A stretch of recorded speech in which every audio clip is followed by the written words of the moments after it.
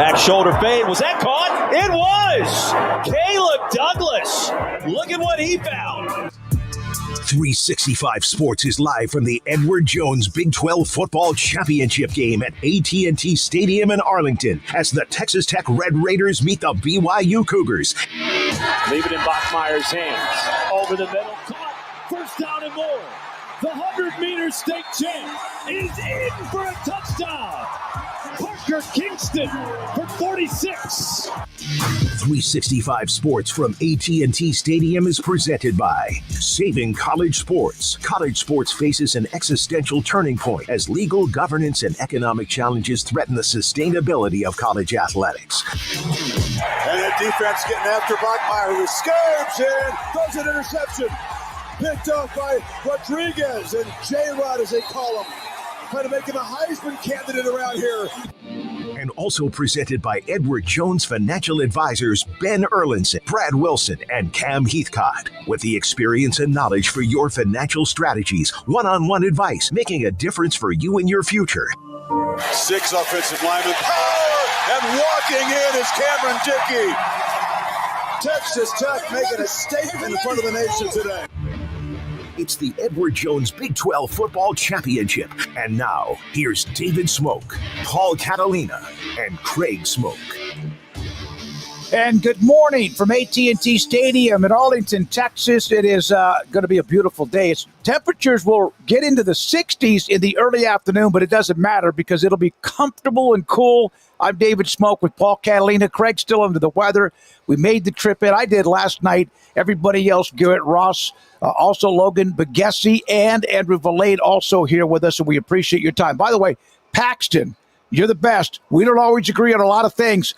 Most things in some cases, but you were the first one on this morning watching us on 365 Sports. So we're here for BYU and Texas Tech, a rematch from a game where Tech won easily and dominated the game. It wasn't like 40-7, but it was Texas Tech, Paul Catalina, from start to finish. Watching some analysts who cover BYU, and even we had yesterday, Riley Nelson, the former BYU quarterback, about how can BYU do more on offense against this absolutely fantastic Tech defense. Yeah, they're going to have to get Bear Bachmeier loose. They're going to have to get LJ Martin, who is fully healthy, loose. This is a run-first offense at BYU.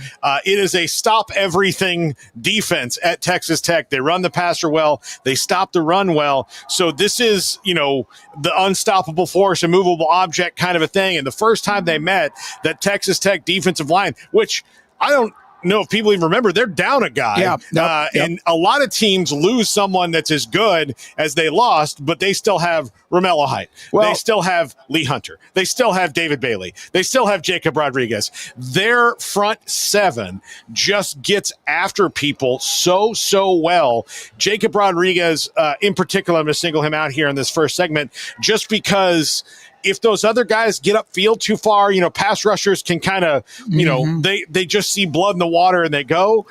He's so disciplined sideline to sideline that he really makes up for mistakes or over pursuit. And when you play a quarterback like Bear Bachmeier, that means that you've got to keep equidistant with his feet. You go deeper than the quarterback's feet.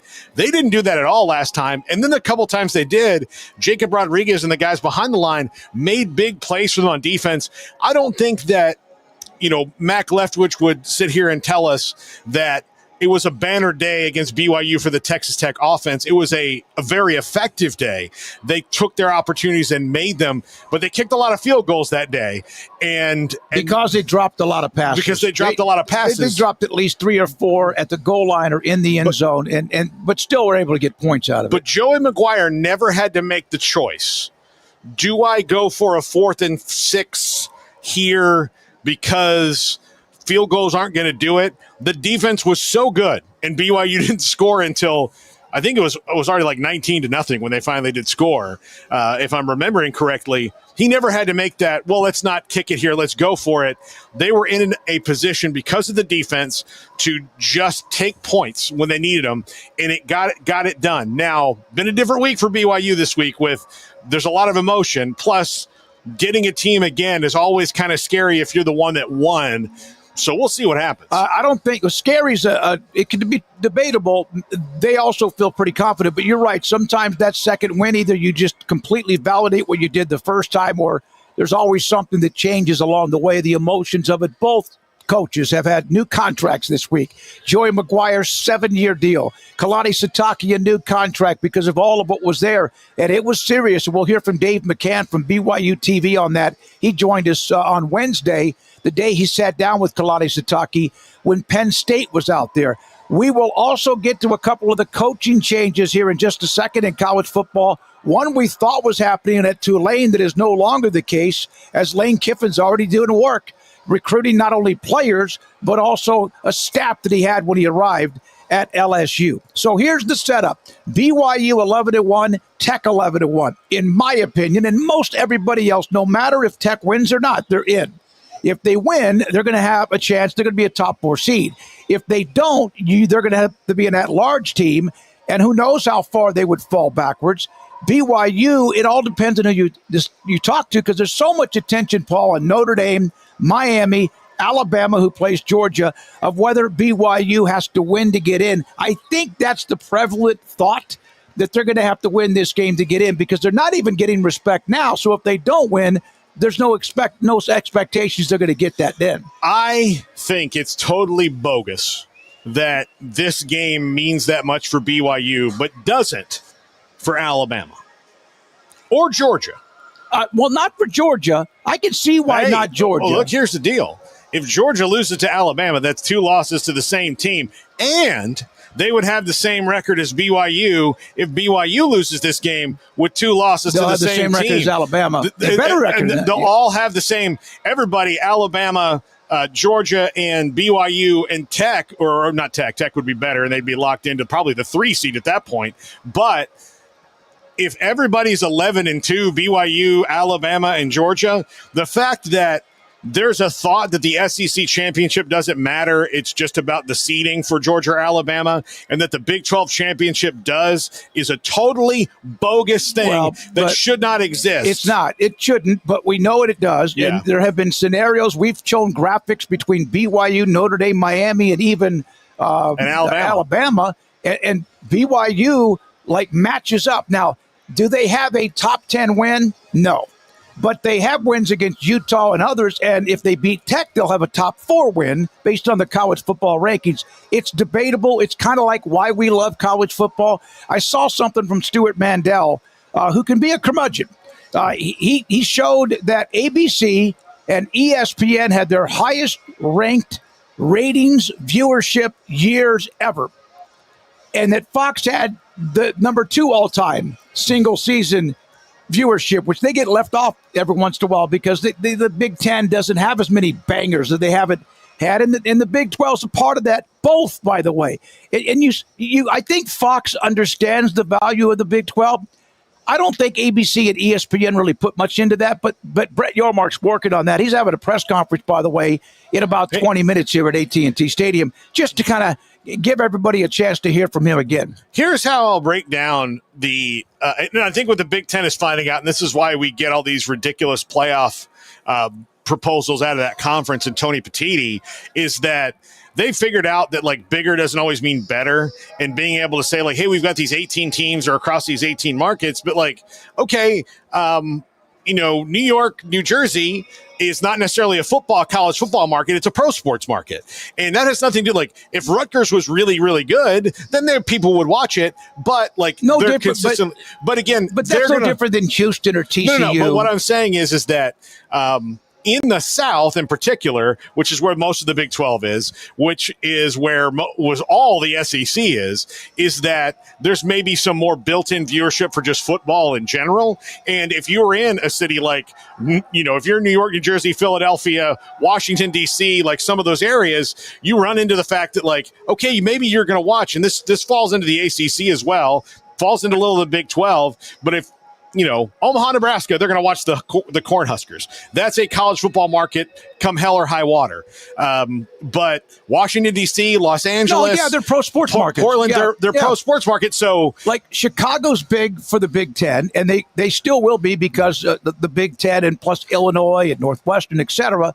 But it's still a pro sports town compared to everybody else. Chicago's the outlier because Chicago is America's best sports city. Yeah, so I agree. Those people just love sports. Yep. So, Yep. if you tell them, we're going to combine football and water polo and golf into something, they're like, where can I sign up? Yep. Where are their sausages? Is there beer? We'll be there. Is there cold beer? Yeah. All right, so let's look at the day.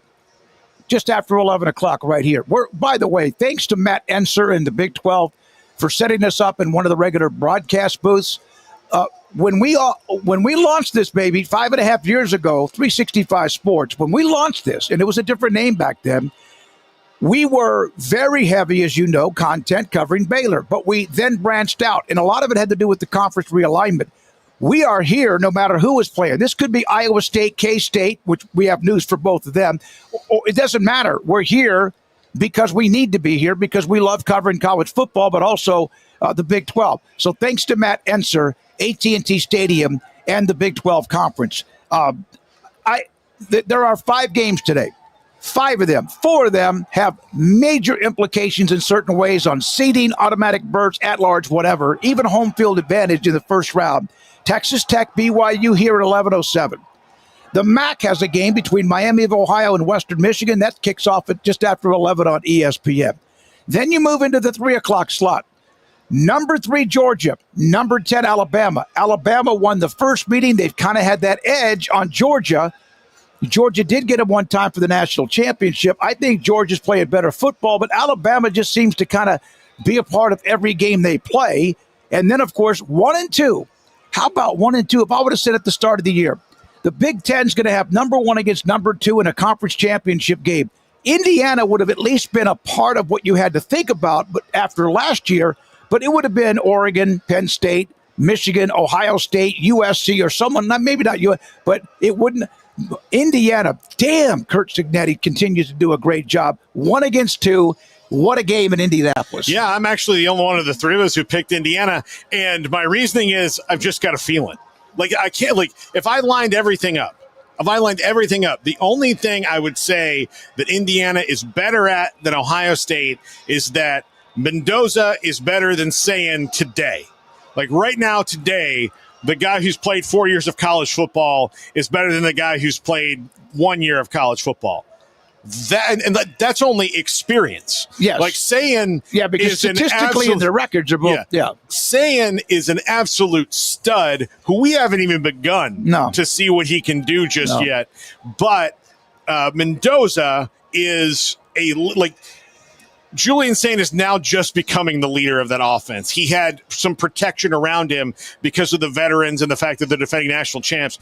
Mendoza comes into that team year 1, takes over completely, and he is a legit Heisman candidate for a team he just transferred into that never has Heisman candidates in Indiana.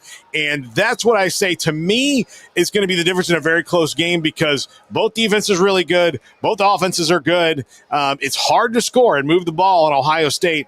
But I think Mendoza, there's just something about this moment for him which could solidify the Heisman Trophy, which could solidify the number 1 pick in the draft this year. That's why I'm kind of leaning that way. Plus, Kurt Signetti's Italian. So, I don't think you know what Ryan Day is. What is he like? There's a very good chance he is Italian. With that black dark. Well, I don't know what color his hair really is. He could be Catholic. He's just for. Matter. I know what you're saying. He's just fermenting it for sure. So I don't know. Signetti's so good that other schools are now not afraid to hire. In fact, looking for the best G6 coaches, the group of 6 teams with what we saw with Sumrall and others along the way. So. Then you have the game, that's at 7 o'clock on Fox, and then Duke and Virginia, which is critical. Virginia wins, they're probably getting in, right? They're 10-2. They win, they're 11-2. They're ranked 16th. They're going to get in. But Duke, if they win and go 8-5 and they're unranked, the ACC could be in for a dilemma. And the best team, best record in the ACC with Miami will be sitting on the outside because of the way the conference structure is. Yeah. And who wins the conference title? If Jim Phillips has not demanded last week, actually weeks ago, when this was a possibility that Miami was somehow behind in all these tiebreakers that they had, and they were going to have weeks ago, Miami was going to have a better record than Duke. Like weeks ago, it was, a month ago, it was already kind of solidified because Duke had already had some losses.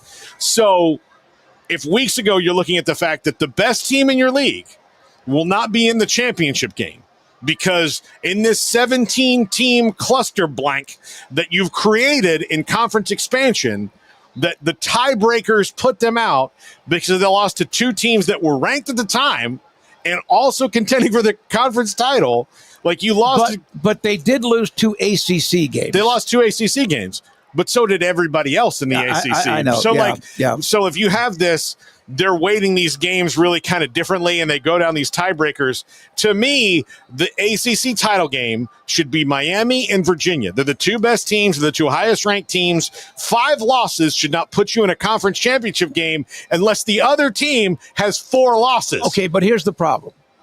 The rules were set before the season began. Oh, I'm not. So you're not complaining about Duke. You're just saying what you think. No, but Duke got there based on the tiebreakers at the we've seen this in the Big 12 before. This is why I'm so passionate about it, because we've seen this in the Big 12 where everybody got together in a room and they played out mathematical scenarios and they didn't take into account that could we have a team with double plus 1 of the losses that our other team could have and not be in the championship game. That needs to be switched around because, and look, the way that the ACC used to do it, and I do think that this might have been a larger push from the proletariat run-of-the-mill feeling teams in the ACC was, Clemson, Florida State, Miami, and maybe some others had pushed it to the initial when they had the merger when Virginia Tech, who was a big dog, came in, that it was the national ranking was the first tiebreaker or one of the first tiebreakers. Well, I think that got pushed out in the new egalitarian ACC. And Duke is playing Virginia tonight. I know what you're saying. Yeah. These conferences, I was listening on the way over here from the hotel to get to the stadium this morning, and I was listening to a show that was discussing that it's gotten so big. Why don't we just go back to the schools from the Pac-12 going back to that conference and everything? It's over. That's gone. That's the hay's out of the barn. And there's going to be bitching, moaning, and complaining about how everyone this and that and who should be in the conference playoff or whatever. But so here we got to take a break. James Madison's big Duke fan tonight. James Madison winning last night, 34-21. They beat Troy.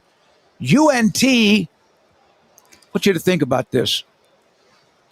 They had a hell of a year. Eric Morris takes the Oklahoma State job and all of that, but they ended with a thud because Tulane had a 24-7 lead. John Summerall's going to Florida. He had a meltdown in that game last night. Tulane wins. Boise State, 38-21. I wonder if Jeremiah Dickey is interested in being a Waco in the near future. I did not bother him until, I will today. And then, of course, Spencer Danielson. Well, he's not coming because he's locked in at Boise State. And I'm not saying Jeremiah's coming to Baylor either. And then also last night, Kennesaw State, they were 2-10 last year. They beat Jacksonville State to win the Conference USA Championship. Last thing I say before we hit the first break, Smokey, don't tease Baylor fans like that. I know. I don't think Jeremiah Dickey's coming. He's just got a big raise at Boise State. He's taking him into a new conference next year. To me, that's a unique challenge. The timing for Dickey and Ren Baker are not good for them to come to Baylor. Now, Jeremiah, I haven't been told no, but the timing because of they have just not been that long where they are right now. Here's what I do know is that a couple weeks ago I read a story about Jeremiah Dickey getting a huge contract bump. I saw that. A 3-year, $6 million deal or something like that. And then 3 days later, Mack Rhodes, it was not good timing for Baylor at all, but then 3 days later, Mack Rhodes has to resign. And so it's just the timing doesn't feel right to me for him. I do know this, and I was told this from sources at Baylor, that all Dr. Livingstone is doing right now is that they know they need an AD.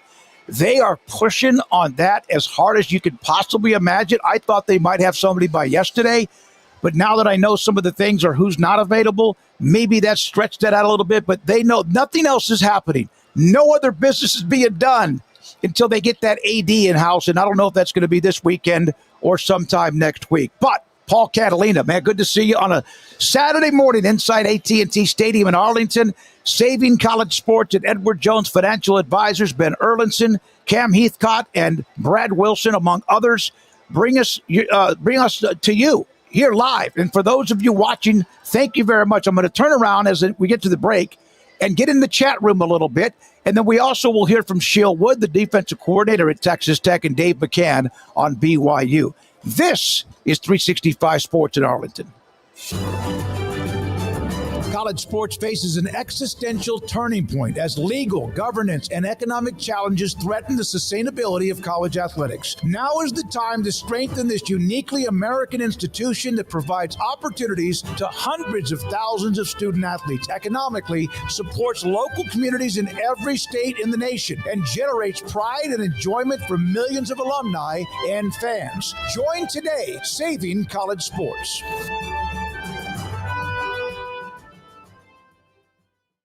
One size fits all. That may be all right for an adjustable belt or cheap sunglasses, but when it comes to your financial needs, no one wants a one-size-fits-all strategy. Ben Erlinson, your Edward Jones financial advisor, knows that his most important goals are yours. That's why he takes the time to understand your needs, knowing you. That's how Edward Jones makes sense of investing. Ben Erlinson, 100 North 6th Street in Waco, 254-759-8533. Edward Jones, member SIPC. At Ideal MRI, we feel blessed to be part of the Waco community. We're a small family business here in Central Texas. At times like this, the cost of healthcare has never been more important. And unfortunately, significant illnesses and injuries still occur. And that's why Ideal MRI is open and here to serve you through this difficult time. So if you need an MRI, ask your doctor about Ideal MRI. You can schedule online in minutes at idealmri.com or call 833-IDEAL-MRI.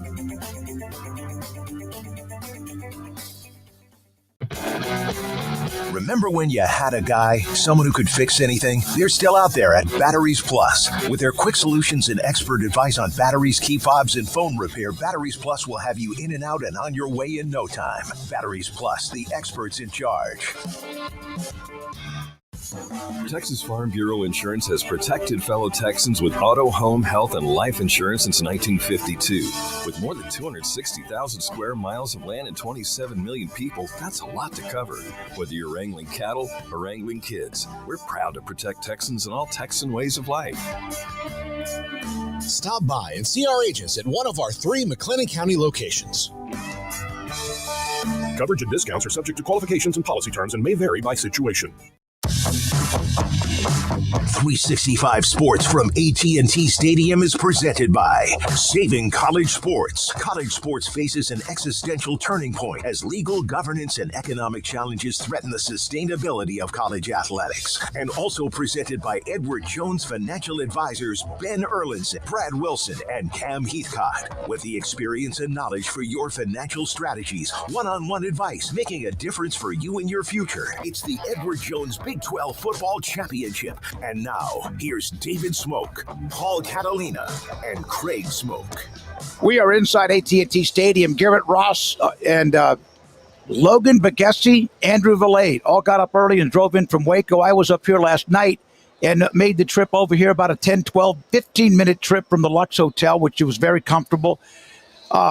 We are here because we have great sponsors, but we're here because this is what we do. And this is also what you want us to do. And I saw that we started out with Paxton, and a bunch of you now are watching us and viewing us on 365 Sports and YouTube. So thank you very much. We're also, Paul, I got in touch with your Mark. Yeah. And I said, listen, we've got a lot of these sponsors, Edward Jones Football Championship game, all of the things that I negotiated this for the Big 12.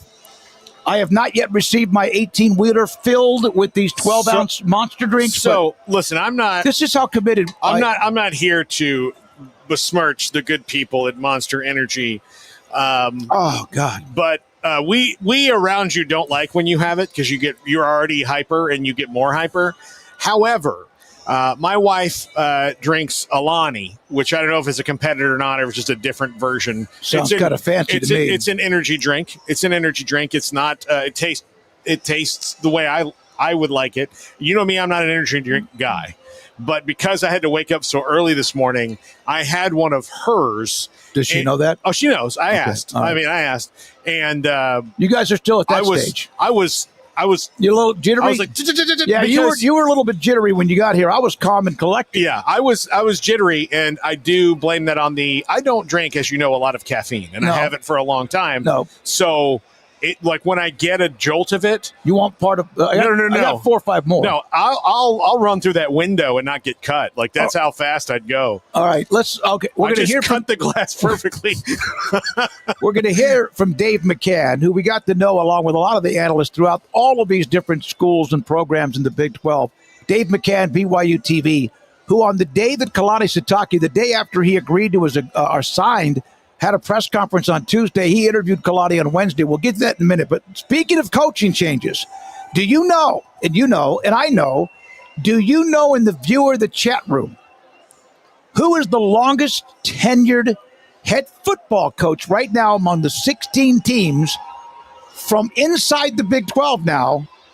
Who's the longest tenured football coach in the Big 12 based on being in the Big 12? It will particularly shock you if you don't know, given how the season ended for this guy. Dave Aranda. Yeah. Who has the most wins in the Big 12 among all of the active, current, still with a Big 12 football program? Joey McGuire at 24 and Dave Aranda.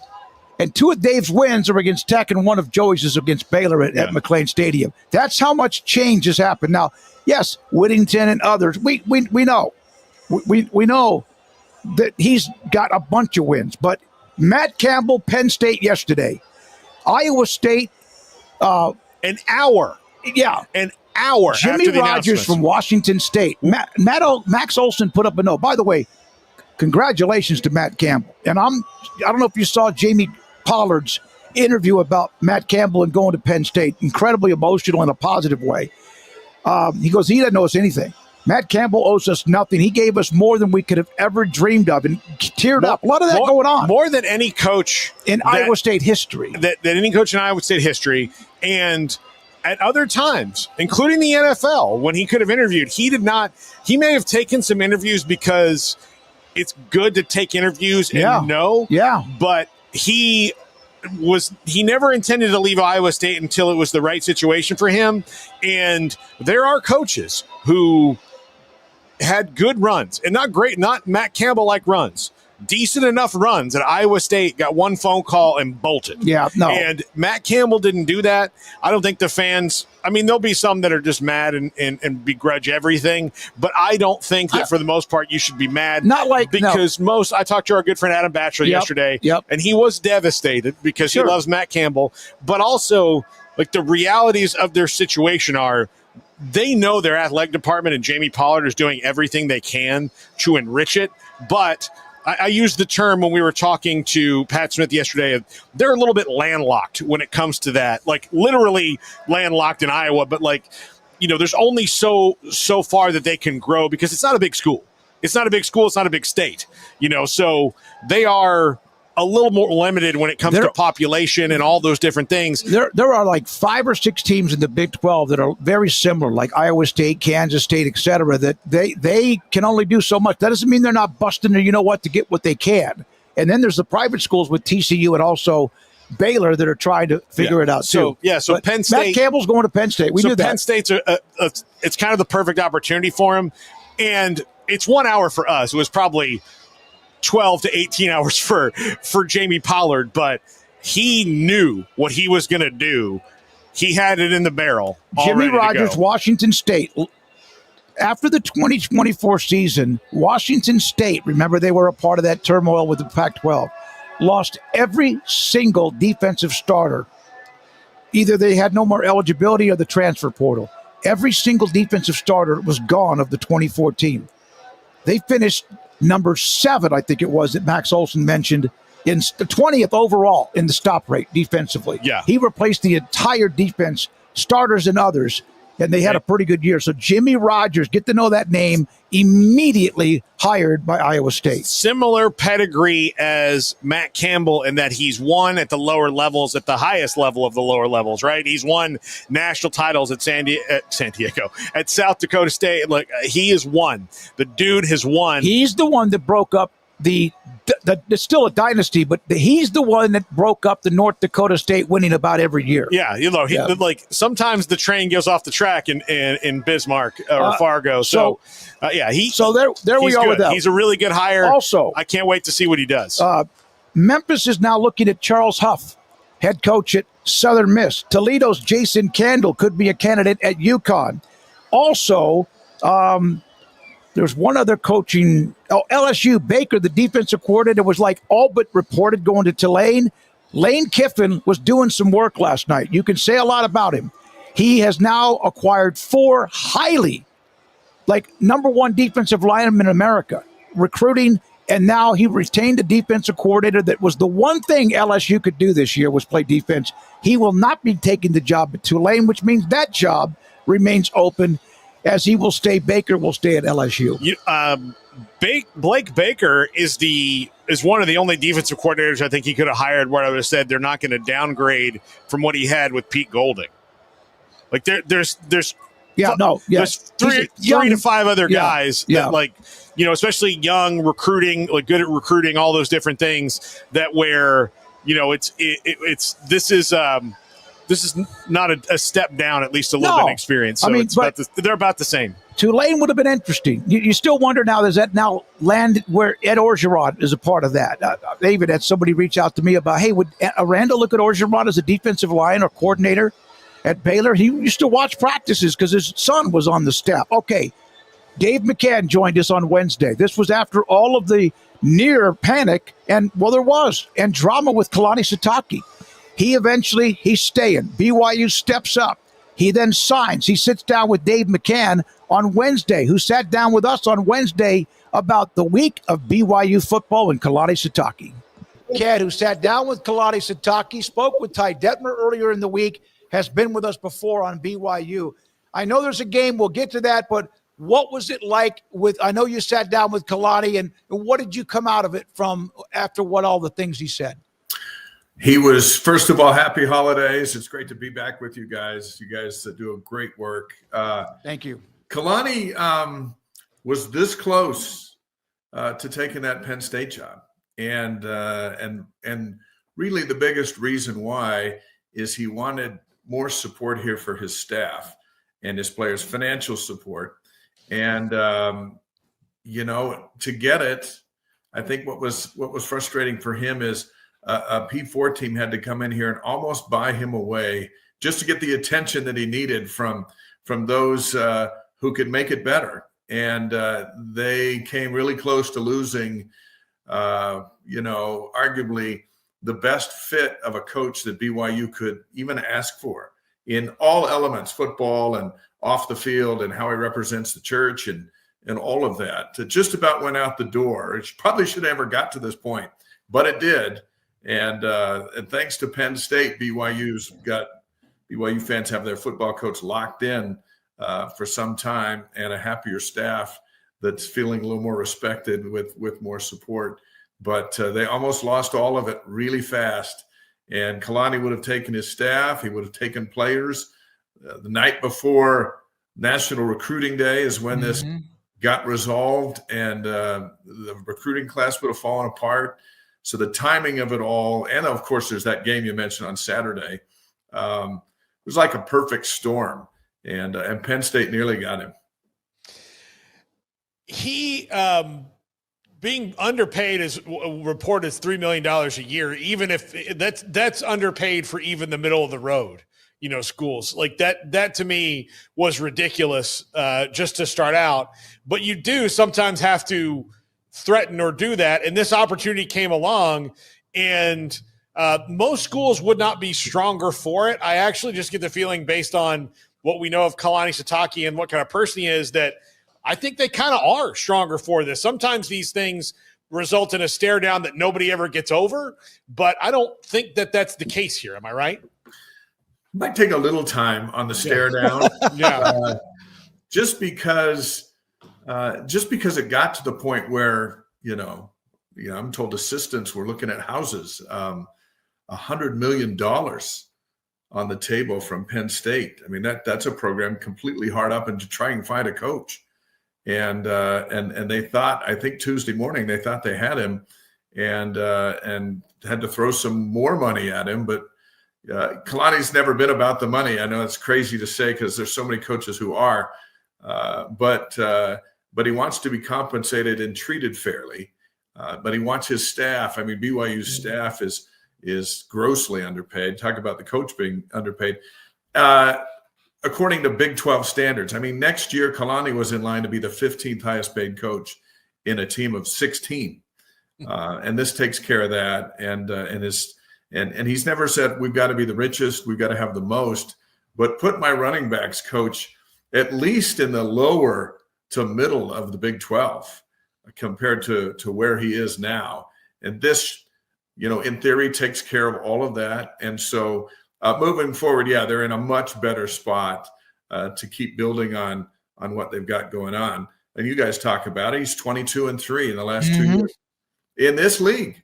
22-3 for a team that was an independent for a dozen years and had to make up ground. That first year they went 5-7, lost their last 5 straight Big 12 games, and look what they've done since. And Penn State, and I'm sure there were other coaches too. I mean, everybody should have come calling that didn't have a good season this year, going, what are you doing that's doing that? So moving forward, they're in better shape. But, it could have been gone in an instant. That's kind of what I go back with. Life changes fast for all of us. It can change on the drive home after this show. And in football, when you think that it's just everything's rock steady and rolling, can be gone in a flash. So I think Cougar Nation's relieved that the flash has passed and everyone's still here. Yeah, and be careful, by the way, everybody driving on the way home tonight. But Dave, how much anxiety was there from Monday into Tuesday? There was a lot, and probably more. And I asked Kalani, I said, "Did you sleep good last night?" He goes, "I did sleep good last night." Earlier in the week, not so much because it's so disruptive. And I think what caught him by surprise is they're in the middle of a season. And Lane Kiffin's move right for Ole Miss, right in the middle of big things happening for them, and these programs call and put pressure on a guy like Kalani to make a choice, and they make it really difficult to just say, no, I'm staying here. Instead, it's if I stay here, this has got to be better. So I think there was when I pressed Kalani and how close he came to taking that job, and he kind of this and that. And I go, but really like this close? And he said, as close as you can get with not going is right where he was at. And that's in our culture of BYU football out here where there isn't that kind of volatility. That's hard for BYU fans to understand and be like, yeah, really? Or probably just using Penn State for leverage. He had leverage on both sides, and he stayed where his heart is, and it's here. And he didn't stay for the money. He would have left for Oregon a few years ago, if you remember, if it was about the money. But part of it's about the money, and part of it's about support financially for your staff. His football stadium's full. His team's winning.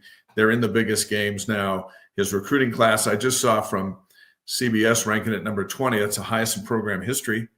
All roads lead to good things for BYU, but they had to keep their football coach. Dave, it's funny that sometimes it does take these things to do that. But if you look around the country, there's 5 or 6 schools that have all announced that, hey, we're keeping this coach that the fans don't really want to keep. Yeah. But then they're kind of admitting that, well, we're going to give them more institutional support, that they cheaped out on them. BYU could have found themselves in a similar situation, except losing a coach that everybody loves because they were trying to do it on the cheap. And I think it takes smart coaches to realize, or coaches are starting to realize, look, I could say I want $8, $9, $10, $13 million. But if I'm the only guy getting money here, then we're probably going to lose more than we win. And the new era is here. So good on him for taking the opportunity to make it better for everyone around him. I asked him why you care about your staff so much. A little, facetious question because I know him. But his answer was, hey, I don't make these calls. I don't run this play. I don't run that position group. I can't do all this by myself. I just decide whether or not we're going for it on fourth down and dance in front of the student body and have fun. And of course, he's much more involved than that, but that's his answer. And I truly believe he believes that Jay Hill is among the best defensive coordinators in the country, certainly in the Big 12. And Aaron Roderick has had a great year as offensive coordinator, calling plays for a true freshman quarterback. Mm-hmm. And then you just go on down the line, receivers coach, offensive line coach. He knows that these guys are the reason they're 22-3, and he's the face of it. And it takes a special guy to go to bat for those guys, and then those guys work harder for the main guy when they see him doing that. And I think we'll see a tremendous effort on Saturday, just in the reaction of BYU's got the back of our coach has got our back, and the players love seeing that the coach is taken care of, and then they want to play harder for them. Now, if they get beat 30-0, I'll come back on next week for that part. But there's a pretty good vibe now, and I think Kalani is relieved. He hates being a distraction. It's just not his personality, but it became a big distraction as soon as he was asked the question on Monday during the Big 12 championship news conference of, hey, what's going on with this? Well, I want to deal with it after the season. There was no chance. No chance of that. Yeah, you didn't want the distraction to become an issue that perhaps affects Texas Tech, as you said, might drill them again. But at least this is out. The reaction by the players at practice when he mentioned it. So what's the deal, and how true is it about the AD Santiago, and he wasn't behind this? Because he was at the press conference. What is the truth there? You know, it's interesting, and I'll say it this way because we've seen it all over sports.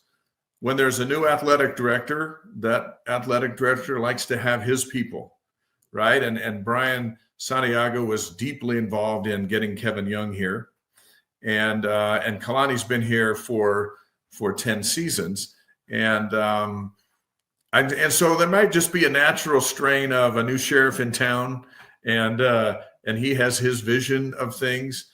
And certainly getting to this point at all is an indicator of, you know what, there were folks who saw things differently, whether it was just him and Kalani butting heads just to get to the point of, hey, I'm going to go play for those guys or coach for those guys. Clearly there was a challenge there. And they both said the right things at the news conference last night. Time will tell in that relationship. Bronco Mendenhall and Tom Homo had a different kind of relationship because Bronco was hired just before Tom was named athletic director. And to Bronco, his boss was the church leaders who did his interview and hired him. And that made a strain because the athletic director likes to be the boss of the athletic department. And so we saw that for 9 years or however long Bronco was here. He won 99 games, but it was strained the whole time for one reason or another. And maybe this is a little of that. They both need each other. And let's see moving forward if this is – because Kalani's not going anywhere for a long time, or so we think, right, in these coaching contracts and stuff. Sure. But we'll see how they move forward together. But the fact that we even got to this point is evidence of maybe a couple people with different visions for how they wanted football to go, and they're tied at the hip together now for a while. So hopefully they'll get that. College sports faces an existential turning point as legal, governance, and economic challenges threaten the sustainability of college athletics. Now is the time to strengthen this uniquely American institution that provides opportunities to hundreds of thousands of student athletes, economically supports local communities in every state in the nation, and generates pride and enjoyment for millions of alumni and fans. Join today, Saving College Sports. When we moved to Texas, we were like fish out of water. We didn't know anyone in our neighborhood until our Texas Farm Bureau insurance agent came to the house. She was so helpful and reassuring, a friendly face with that Texan hospitality I'd heard about. When we purchased a Texas Farm Bureau insurance policy, we knew we were making the right choice. We knew our family would be protected. Stop by and see our agents at one of our 3 McLennan County locations. Coverage and discounts are subject to qualifications and policy terms and may vary by situation. Have you heard of the new IRA? The new IRA, Insured Retirement Advantage, is a solution for high-income individuals and business owners who want to grow and protect their wealth without locking up capital or taking unnecessary risks.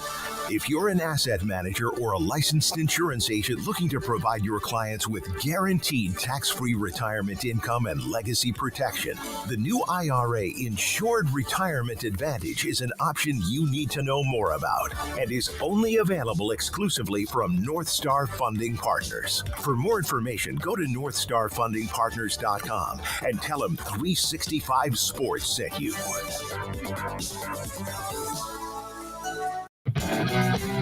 Remember when you had a guy, someone who could fix anything? They're still out there at Batteries Plus. With their quick solutions and expert advice on batteries, key fobs, and phone repair, Batteries Plus will have you in and out and on your way in no time. Batteries Plus, the experts in charge. How did Edward Jones become one of the biggest financial service companies in the world? By not acting that way. Financial strategies, one-on-one advice, it's a big difference. And that's why Brad Wilson, your Edward Jones financial advisor, makes sense of investing. Experience the difference for yourself. Brad Wilson, 250 Sharon Drive in Woodway, 254-776-4337. Edward Jones, member SIPC. 365 Sports from AT&T Stadium is presented by Saving College Sports. College sports faces an existential turning point as legal, governance, and economic challenges threaten the sustainability of college athletics. And also presented by Edward Jones Financial Advisors Ben Erlinson, Brad Wilson, and Cam Heathcott. With the experience and knowledge for your financial strategies, one-on-one advice, making a difference for you and your future. It's the Edward Jones Big 12 Football Championship. And now, here's David Smoak, Paul Catalina, and Craig Smoak. It is starting to fill up behind us at AT&T Stadium. We are broadcasting from within one of the broadcast booths. I just saw one of the radio booths up on the 5th star level. I just went by and said hi to the Tech and BYU radio broadcasters. Hey, enjoy the moment. Brian Jensen does Texas Tech with others, and, of course, Greg Wrubell, the voice of BYU. They just enjoy the moment. Baylor was here in 21. They won a dramatic game. Sorry about it, Wet Blanket, but they did against Oklahoma State. Right there. Right there. Right on that there. Right at that pylon. Right there. And guess what? They really haven't sniffed since that time, and there's been more downs than ups. But you get here, you enjoy the moment. And for both BYU and Texas Tech. Tech's never won a Big 12 anything. The regular season, technically, they were the regular season champions, but you really don't hear much about that anymore because of these conference championship games. Same thing in basketball. And then BYU has only been a part of the conference for about as old as my granddaughter, Gracie Lynn Golden. Like they're what is it? Hold on, new booty. I don't know if I can say that about. That's definitely, you did not use that term correctly. For that, like, that's not a fair comparison. They're young. Yes, that's better. They're young in the conference. Yeah, I really am glad. Jennifer and Daniel are on their way here, right? I don't think so. Okay. Daniel went to a high school game last night in Lufkin. Oh, okay. 4-hour drive. His niece is a cheerleader. Senior last game, Newton beat him out, just killed him. And Jennifer was with her sorority girls, Paul. They were in town. Let me tell you, Daniel's a better man than me because I would not have gone to. He is an incredible uncle. Yeah. One other note, I want to say this before we go to Shiel Wood. Kagan Ash from Mount Enterprise High School last night had 501 yards rushing on 47 carries, 6 touchdowns, 2 touchdown catches, 4 2-point conversions as they beat Bremont, and Bremont's good. He broke Kenneth Hall's 1953 single-season rushing yards record. That one has lived for 72 years. He's already broken the single-season points record nationally, and he's on his way to try to catch Kenneth Hall now, 90 yards away from the all-time rushing. He's a Tech commit. all-time rushing. Here's our conversation with Texas Tech defensive coordinator Shiel Wood. Tech defensive coordinator Shiel Wood with me, David Smoak, 365 Sports. And it's been a few months, but I remember we had that conversation when you were back in the spring. And what a year. What an absolutely amazing year. So with all of the planning, the roster development, adding players from every direction, that seems like, okay, there's an acquisition of a lot of talent. We've heard it, we've read it, all that. But it doesn't mean it works. Why has it worked besides just great talent and also your addition to the coaching staff? Well, the first thing is the leadership of our head coach, Joey McGuire, the culture that he's established here at Texas Tech. The energy that's in this building is extremely positive. The buy-in from our players in the locker room has been outstanding. I think that the collective group of our coaching staff, our team this year, our roster, which includes guys that were on this team previously last year and certainly includes a lot of guys that are new to Texas Tech for the first time, but their willingness to be in alignment with the core values and the things that Coach McGuire stresses every day. Their willingness to buy in and do the work and be a process-oriented team that's just worried about trying to go 1-0 every day and get better and own their box and dominate their box. I just think that our guys love playing football. They love each other. And Coach McGuire talks all the time. That's our secret weapon is our love for one another and our love for the game and how hard we play. And I think that our guys have bought in. They put in the work. They're doing a great job of being professional in everything they do in terms of taking care of their body, devoting extra time to learning their assignment, to studying film for each week's opponent. And because of those things, we've laid a foundation in the offseason and in the training camp that we were able to build on and continue to improve week in and week out through a rigorous Big 12 schedule. And that's put us in a great position for a tremendous opportunity this Saturday in the Big 12 championship against BYU. Shiel, had you met Joey prior to the interview process to join him at Tech? I had not met Coach McGuire. The first time that I interacted with him was during that interview process. But I did have some people that are friends of mine that knew Coach McGuire quite well and had tremendous things to say about him as a person, as a football coach, as a leader. And fortunately, I got some good advice, and everything that I was told has turned out to be true. And he's a great guy to work for, and I know our players certainly love playing for him. How much of it is contagious? And what you talk about as a team, the family, the love, or whatever, that's easier said than done again. And then when you win, of course, it helps a lot. But what is it like right now with this football program, with what you have in front of you, with no matter what you've accomplished already?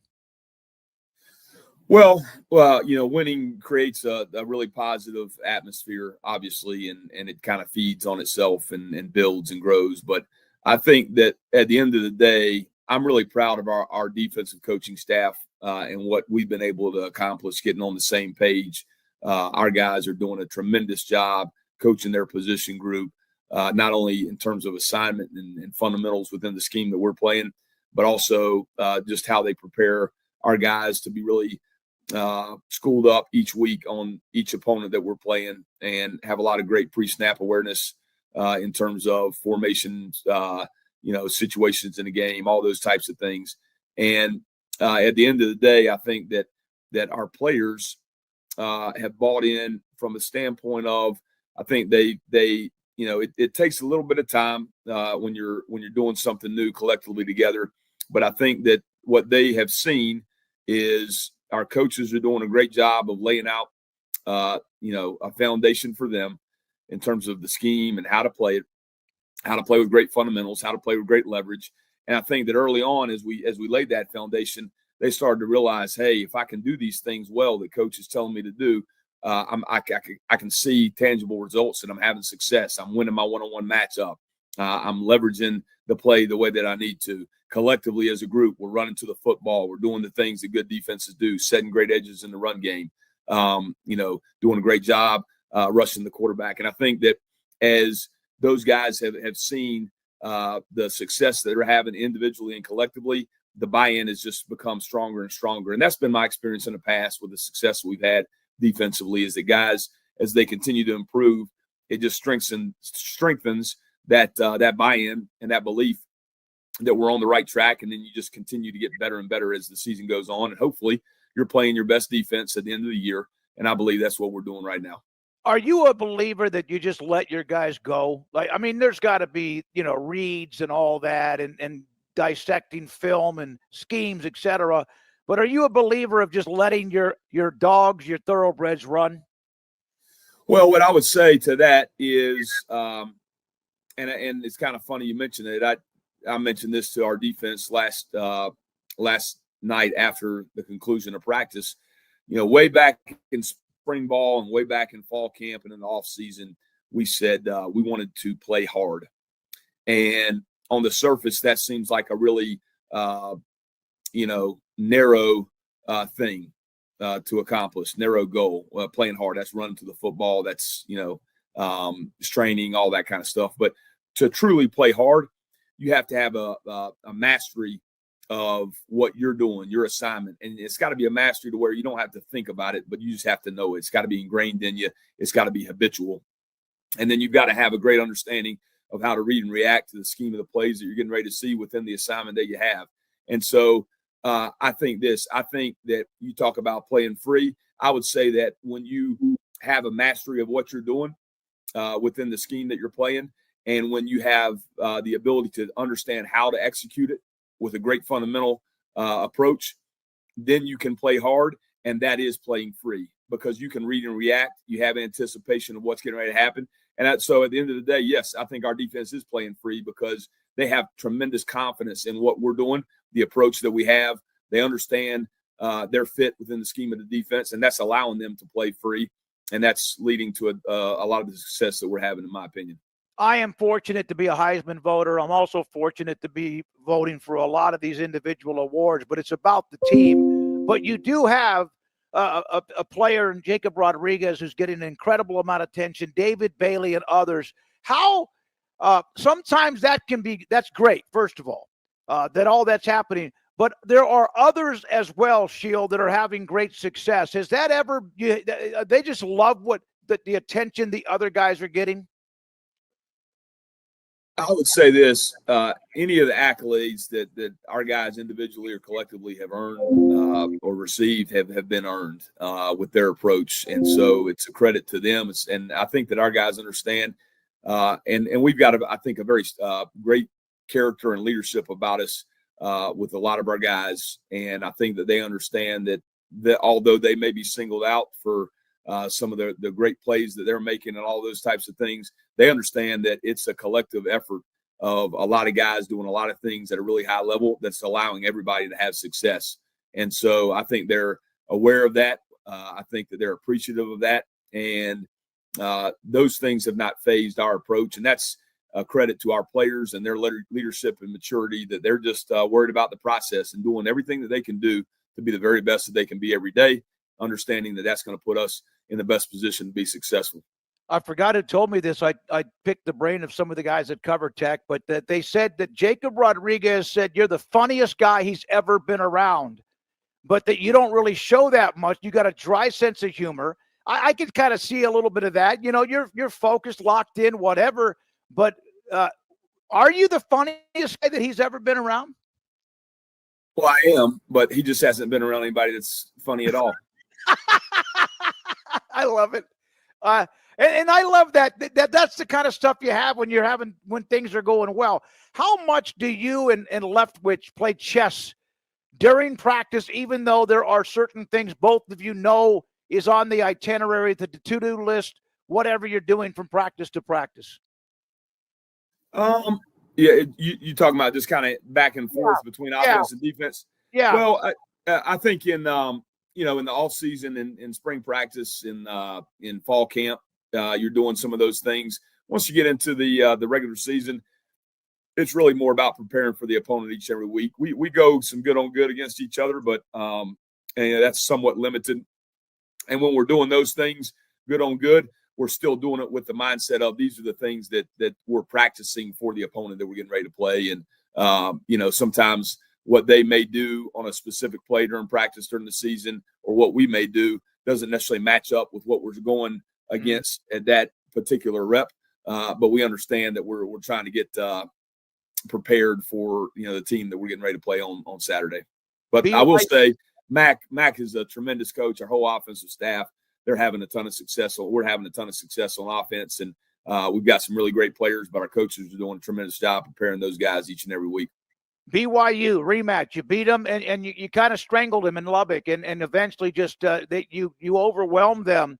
They're really good. Kalani Sitake, it's great to see both he and Joey being taken care of this week. But your thoughts about Bachmeier and the challenge, because he could not get going against you. None of them really could. Your thoughts about, as a freshman, when you started watching him on film and what he can do, how impressive is he? Well, I would say this. I've got a ton of respect for Coach Sitake and BYU and everything that they're doing. They're a really well-coached football team with some really good players. Bear, obviously, as the quarterback of their offense, is having an outstanding year. I think he creates a lot of problems for you in the run game, in the passing game. To be a true freshman and to come in and do what he has done for their offense and for their football team really is quite remarkable. It's hard to come in at any position as a true freshman and be a guy that can really contribute in a meaningful way. And to have the guy that's the leader of your offense as a true freshman being able to do what he's doing just speaks, I think, to the level of the preparation and his talent level and all the hard work that he's putting in, and also their coaching staff preparing him, and then their whole entire team, from their offensive line to the skill guys, the tight ends, the backs, the receivers, collectively supporting him and playing at a really high level. And we're expecting a tremendous ball game, and they've got a great offense. They produce a lot of points. They produce a lot of rush yards, pass yards. They put a lot of stress on you in different ways, and certainly it's going to be a great test for us coming up this weekend. College sports faces an existential turning point as legal, governance, and economic challenges threaten the sustainability of college athletics. Now is the time to strengthen this uniquely American institution that provides opportunities to hundreds of thousands of student athletes, economically supports local communities in every state in the nation, and generates pride and enjoyment for millions of alumni and fans. Join today, Saving College Sports.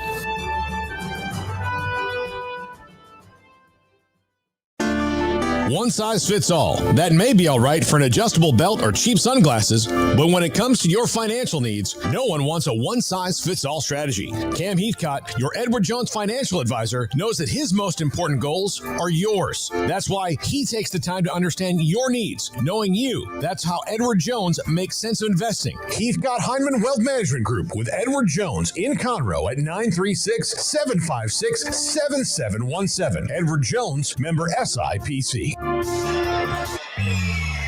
Have you heard of the new IRA? The new IRA, Insured Retirement Advantage, is a solution for high-income individuals and business owners who want to grow and protect their wealth without locking up capital or taking unnecessary risks. If you're an asset manager or a licensed insurance agent looking to provide your clients with guaranteed tax-free retirement income and legacy protection, the new IRA Insured Retirement Advantage is an option you need to know more about and is only available exclusively from North Star Funding Partners. For more information, go to northstarfundingpartners.com and tell them 365 Sports sent you.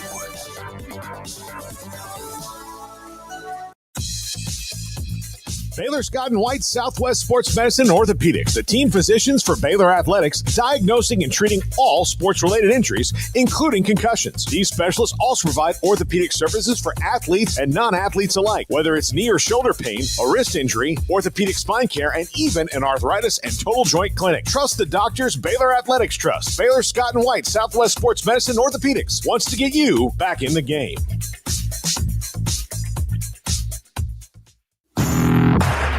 Hi, I'm Mark Stewart with Bird Colgin Ford. It's that time of year. It's football season. BK Ford is proud to sell the #1 truck in Texas, the F-Series truck, led by our leading rusher, the F-150, 47 years in a row. Come see the largest showroom in Texas and experience better at Bird Colgin Ford.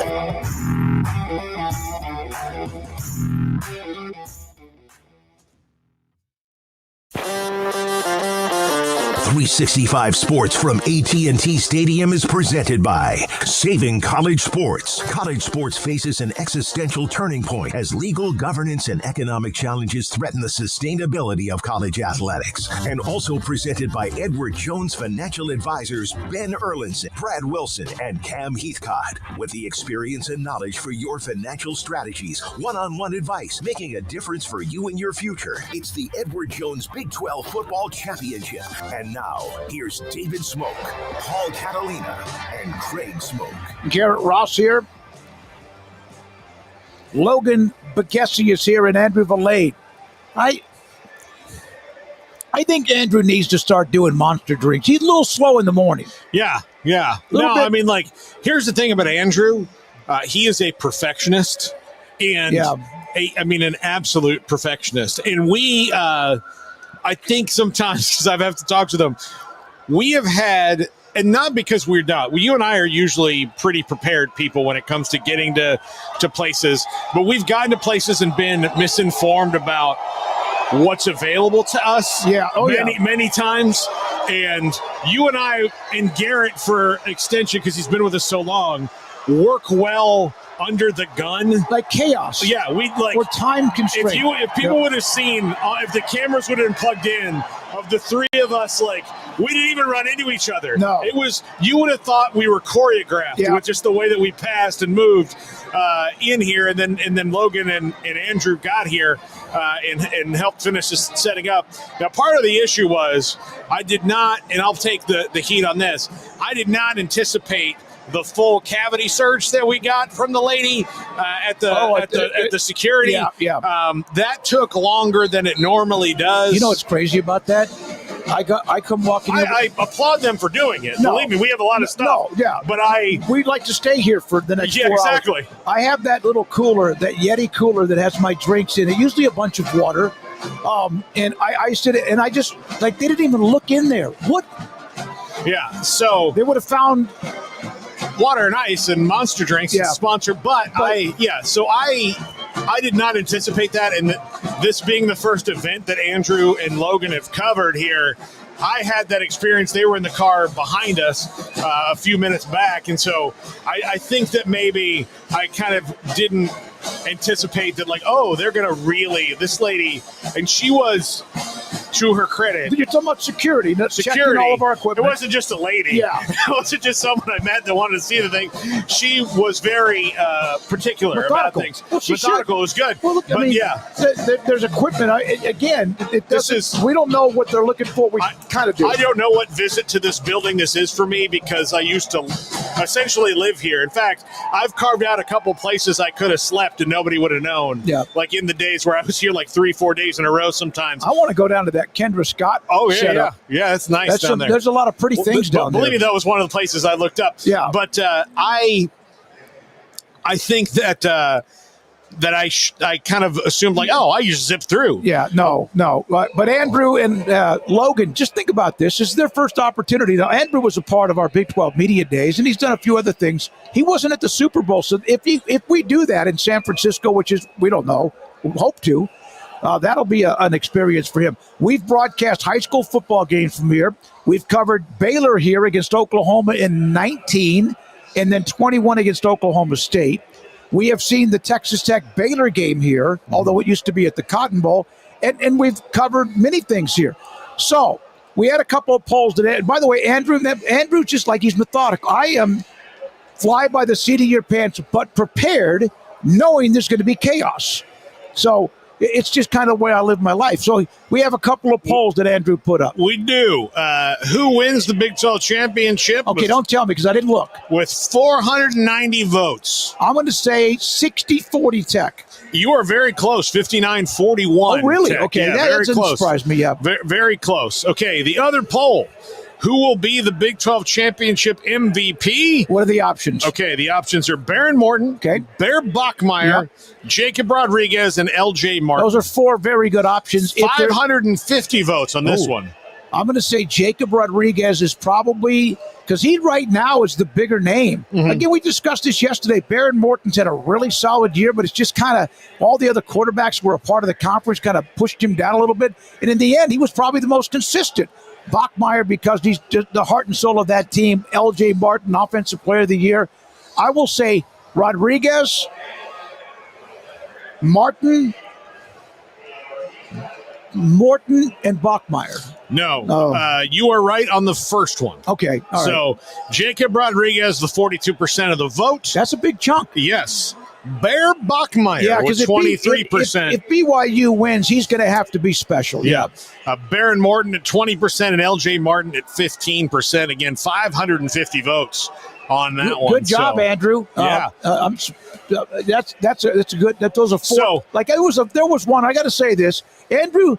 We have to scold him on occasion, no matter who his father is. But he's just great at what he is by himself, like Craig is.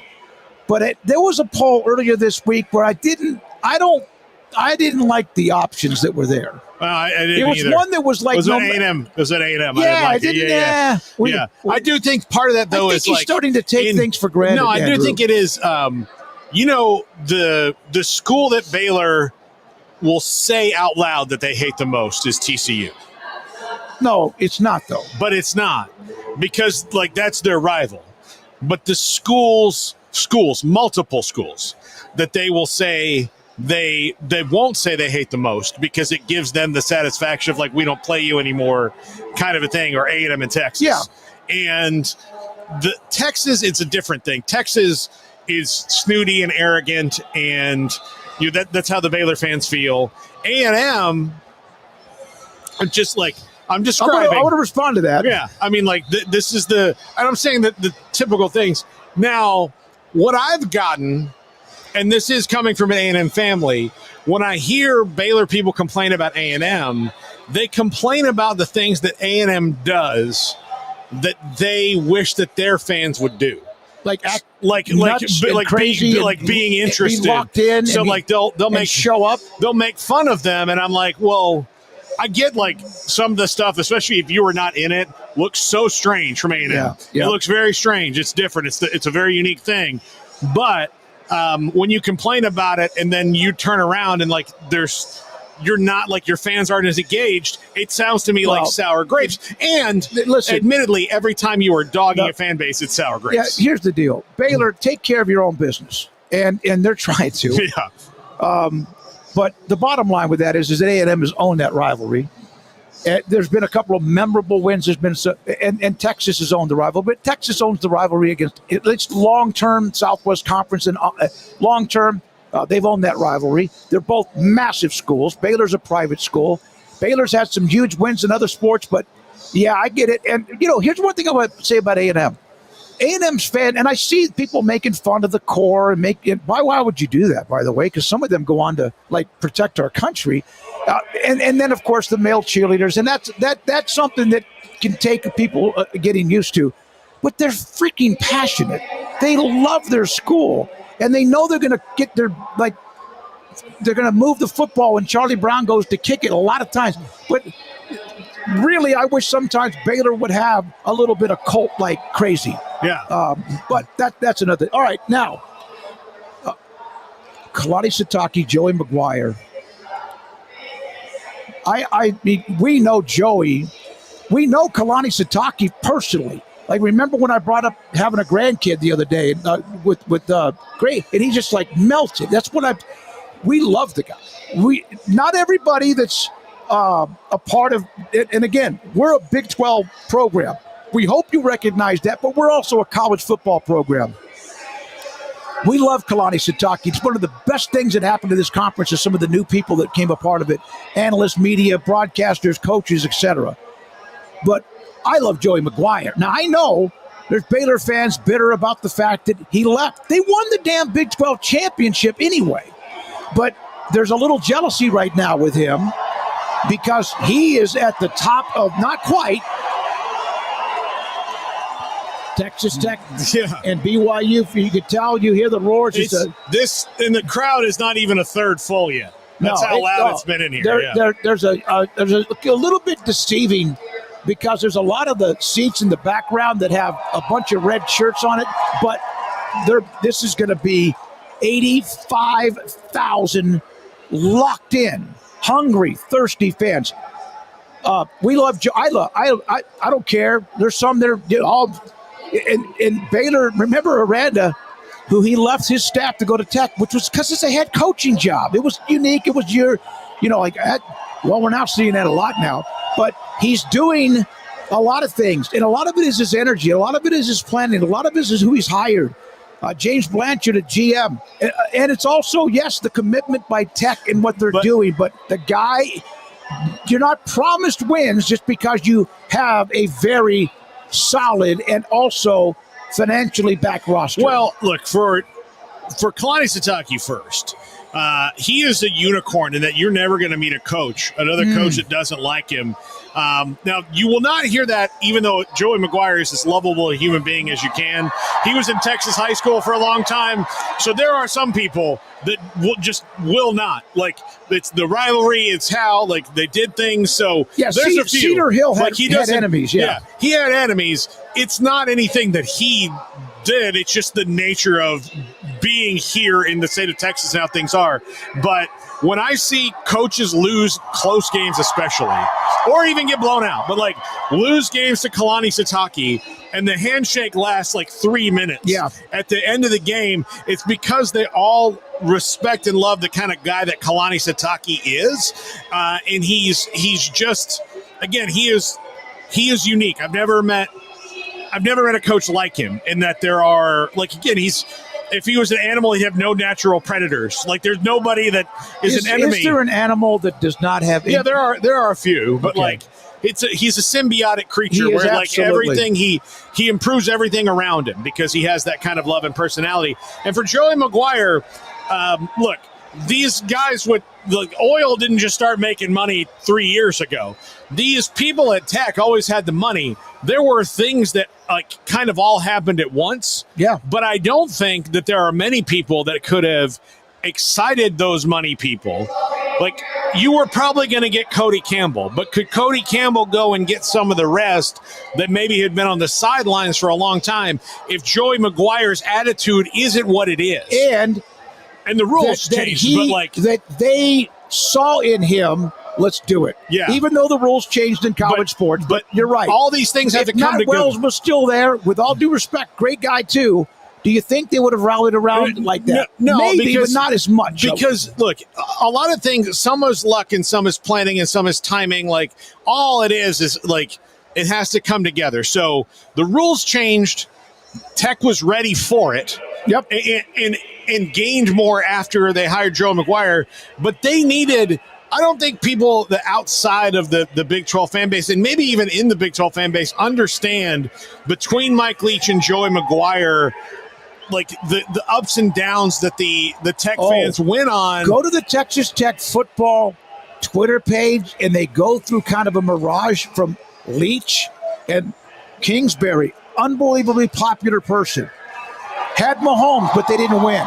And then, they have had their, and of course, what's his name? Tuberville, who walked out the door. Tuberville, who treated them, he just used and abused them. Yeah. And then they get their favorite son, who at the time was Cliff Kingsbury.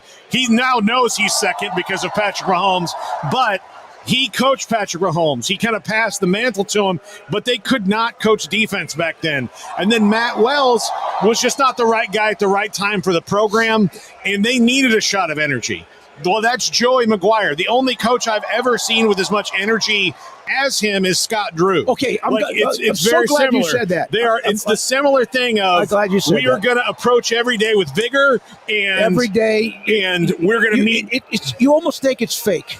Yeah, you almost and I remember the first time I met Scott, and you had been here before, but there's a lot of people that you wonder, is this real? Is it like my daughter? I told you it was. I told you. I got to meet him, and I'm like, okay, I still have to be careful here. I just moved. He is absolutely the same person you see. Doesn't mean he doesn't want to win. Doesn't mean he doesn't get mad. Doesn't mean he's not competitive. He will scratch your eyes out. But he is who you see, and you may say that's not possible. And Joey is the same way. Yeah. Look, I've heard stories from former Scott Drew players that say that once every 5 years he says a curse word. He gets so mad that practice is going. He will really say a curse word. Yeah. One. Joey's not that way. No. The only time Joey's had it. The only time Joey in his tenure at Tech that 2 or 3 times when you can think, man, that was when they beat Texas his first year, and he said the conference runs through Lubbock, Texas, and that didn't work. And then Texas crushed him his last year before they left for the SEC. But you do have to, I think if you're the coach at Texas Tech, given what they've been through and what you're trying to do, you've got to do those things. You've got to have some bravado. They had somebody that was once at Baylor used to have that bravado. When I tell you how painful the Mike Leach thing was, Texas Tech fans had a coach that they unconditionally loved, and the university stabbed him in the back. Yep.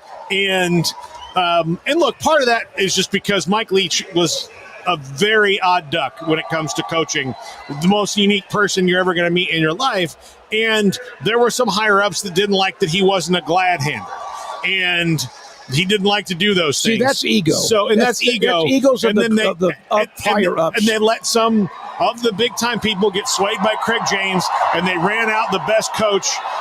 And no offense to Spike Dykes that they'd ever had. And they have. Then they went into the wilderness. You look at some of the schools when they've run away a coach or they've not had his back, or look what happens. They go into a wilderness. Okay, this is out of the wilderness now. For them and BYU. Yeah. BYU's coming onto the field right now. That's why it's getting so loud. We are close to a big blue bunch of BYU Cougars on our side here. But this thing, when you see it, will be there'll be all these, it'll be kind of mixed in, but it's almost be like something. A gender reveal. Yeah, if Texas Tech wore pink. So there's going to be an edge to Tech. It's not because they're right next door, but Dallas is massive Texas Tech alumni base. Kim Coulter, by the way, just texted me. We have Katie Rader and others. Kim Coulter just texted me about 20 minutes ago. His seats he's over that way. He's on about the 50. Of course he is. Yeah, of course. But yeah, I think I think one of the big stories about this, and we've kind of talked around it, talking about how much the fan bases love their coaches, how much they've become popular, is that these are 2 fan bases who have really wanted this particular thing for a long time. And because of the nature of their situation, because Texas Tech, it was it was a very effective strategy. I don't know how fair it was, but of them going look, it could be fun to go and play in that wide open offense. But man, do you like tumbleweeds? Do you it's way out? That's so far. You can't even get there. They've got to hella drop you in, all those kind of negative recruiting that Joey McGuire has done such a great job of being the hell, it's a great college town. Come on in here.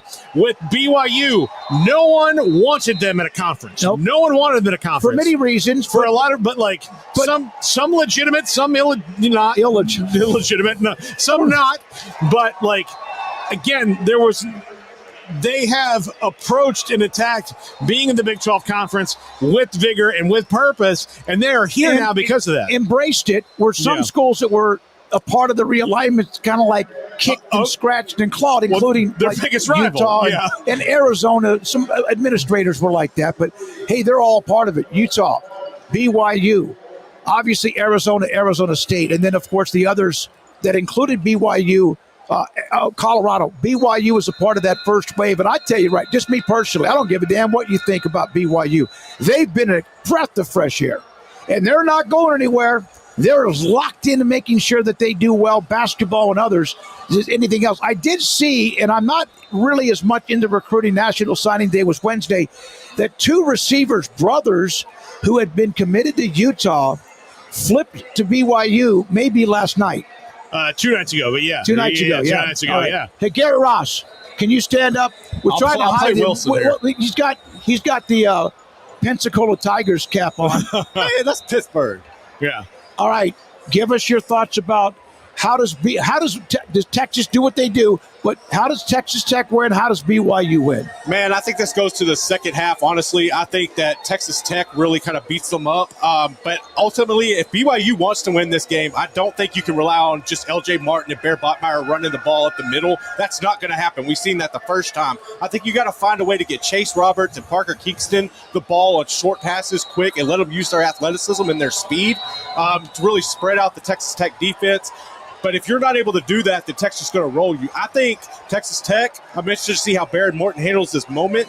But really, their ground and pound attack, I think that's something. And also Caleb Douglas. Can you get Caleb Douglas rolling? Who's very good. Not enough people talk about him. He just gets slept on. And they have others, but yeah. It's the ball around where his fingers are. Yeah. Right. Yeah. Then he's going to catch that touchdown he made, that catch he made was ridiculous. Now, you have Jacoby Williams, who's a small school, like the kid we talked about earlier, Kagan Ash from Mount Enterprise, a 2A school, tiny town. He made an impact immediately, and of course they have the banger with Dickey, who can hurt you as well. I'm still taking Tech. I think they were without question the better team.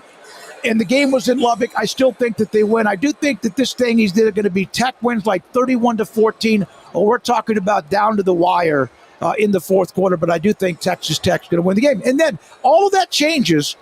There's no win. There's not going to be like if you turn it over a couple more times in your opponent, everything's off the board. Yeah, absolutely. So I think Tech wins the game. I think this one was probably a little bit closer than the last one because the emotions that go into it. But I've got the Red Raiders in what might be I've been to a lot of Cowboys games here. I've never felt the vibe, including playoff games. I've never felt the vibe in this room like I kind of feel today. Like right here, yeah. That A&M LSU Cotton Bowl was close. The A&M Johnny Manziel Oklahoma Cotton Bowl was close. Right. That was close. Like that game might have been number one as far as like walking in the room and it's electric. This might top it. 85,000 plus is going to set the record of Oklahoma State, Texas in 23. We hope you've enjoyed the special show. We're thrilled to be here. Thanks to Matt Enser in the Big 12. Thanks to AT&T Stadium. Thanks to our sponsors, Cody Campbell from Saving College Sports, and Ben Erlinson, Cam Heathcock, and also Brad Wilson from Edward Jones Financial Advisors. Name is on the football championship trophy. And then, of course, just everybody that is a part of it. For Logan Bagessi, Andrew Valade, Paul, good. We did this again. Craig, hope you're going to get feeling better. We'll hope to see you Monday. We have a lot to get to Monday. I'm David Smoak. This is 365 Sports. Enjoy the day of championship football. Serving Central Texas since 1889, TFNB Your Bank for Life takes pride in being more than a bank.